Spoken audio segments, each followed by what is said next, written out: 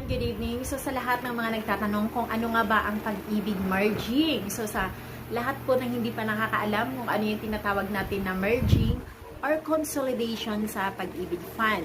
So ito po ay ang pagsasama-sama ng lahat ng ating mga hulog sa pag-ibig fund, yung mga contribution natin from previous employer to your current employer. So mahalaga na kapag nag-file kayo ng loan sa Pag-ibig Fund, lalo na kung bago kayo sa inyong mga employer, ay kailangan mag-attach kayo ng merging form kay Pag-ibig Fund. So, kay Pag-ibig Fund nyo ito mahihingi. Kung meron po yung mga employer ninyo, pwede rin naman kayong manghingi doon. Pero kung wala, okay lang, meron naman sa Pag-ibig Fund.